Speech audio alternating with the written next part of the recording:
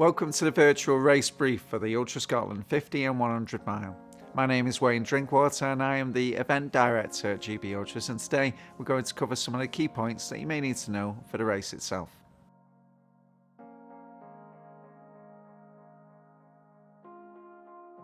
Race registration for the event is held at St John's Town at Dalry Town Hall, a fantastic venue at the heart of Dalry. There is a dedicated campsite and parking for the event. If you follow the signs from outside of St John's Town of Dalry Town Hall and you turn and go past the fuel station and continue to follow Ayr Road for approximately quarter of a mile, you'll then have a left turn. The campsite and the race start and parking is available on a field which is on the other side of the river behind the town hall. Race registration is available on the Friday prior to the event at 5:30 p.m. till 9 p.m, or alternatively you can collect your bib number and your GB race tracker from the event team at race registration on the Saturday morning of the event from 4:15 a.m. up until 5:30 a.m. If you have pre-ordered one of the GB Ultras technical t-shirts for the event, you can pick that up at race registration, along with having a look at the other merchandise that we have available. When you collect your GB race tracker at race registration on the Saturday morning of the event, it is already switched on, so all you have to do is securely fasten it to your pack. There is a Velcro fastener on the rear of the tracker, which allows you to securely fasten the tracker to your shoulder strap or the back. Please note that the tracking is updated at 2-minute intervals if there is GPS signal. In an emergency, there is an SOS button on the tracker, just on the front of the tracker, just where the race tracker logo is. If you gently push that button down for 3 seconds, that will alert Race HQ that there's an emergency. Pressing the SOS button for 3 seconds is no substitute for speaking to Race HQ on the phone. Please ensure that you hand your tracker back to the event team at the finish line of the event. Alternatively, if you decide not to continue during the race, please ensure that you hand your tracker back to the event team at a checkpoint. Participants have the option of utilising a drop bag. We can take certain drop bags to certain points during the race itself, the details for which are on the event race page and also on your emails. The drop bag can be maybe a change in kit, change in shoes, might be some extra supplies, something along those lines. When you've collected your race number at race registration, you'll notice that there is a tear-off strip at the bottom of the bib number. If you detach that, you can then securely fasten it to your drop bag. The tear-off strip can then be securely fastened to your drop bag, so that identifies your unique bib number for the race. The GPX is available to download off the GB Ultras website for the event. The race starts at 6 a.m. sharp. The Ultra Scotland 50 and 100 mile race route follows one of Scotland's great trails, the Southern Upland Way. The Southern Upland Way is fantastically well marked and has been established for nearly 40 years now. So checkpoint locations during the Ultra Scotland 50 and 100 mile race. Checkpoint 1 is at 8 miles and that's at Strone Patrick. Checkpoint 2 is at Sanquhar Town Hall and that is at 26 miles into the race.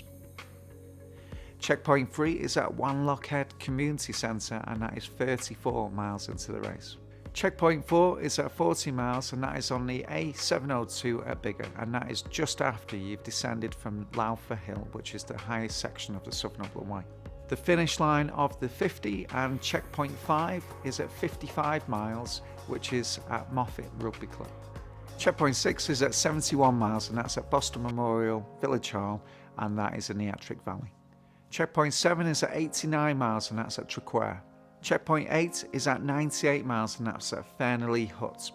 And the finish line for the 100 mile, which is at 106 miles, is at Langley Community Centre. Each of the checkpoint locations will have a range of food to choose from as well as hydration. Please bear in mind that each of the indoor checkpoints will also have hot food and drink available too. At the checkpoint locations for the event itself, please respect any support crew restrictions that we might have in place. So we might say that there's limited parking at a certain checkpoint, which means that support crews are not permitted. If there are any diversions in the lead up to the race, we will let participants know via email and issue a new GPX for the race. The diversions sometimes are essential works deemed necessary by the local authority or the landowner. It is out of our hands, but we will ensure that a diversion is suitably marked if needed. No pacers are permitted for the 50-mile events. This is to ensure that it is equal and fair for all participants who are entered into the event. A pacer is somebody who you have arranged to meet you on the route and run a section with you. That is not permitted. You are also not permitted to have anybody else carry your mandatory kit throughout the event. You are allowed a pacer from 50 mile onwards on 100-mile races. This should only be one pacer at any one time, and they should not be carrying any of your mandatory kits for you. So if you decide to have somebody that runs 10 miles with you from 50 to 60 miles, that's absolutely fine, and then you change pacer for the next 20 miles and then it's somebody else. You should only have one pacer at any one time, and that pacer should not be carrying any of your kit for you, any of your mandatory kit. They can carry other things that you might need, an extra base layer or anything like that, but all of your mandatory kit has got to stay on your back or on your person.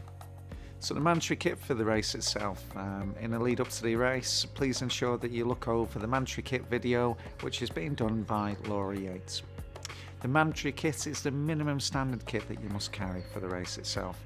If you want to carry anything extra, by all means feel free to do so, but this is a minimum standard kit, the safety kit that we need you to carry at all times.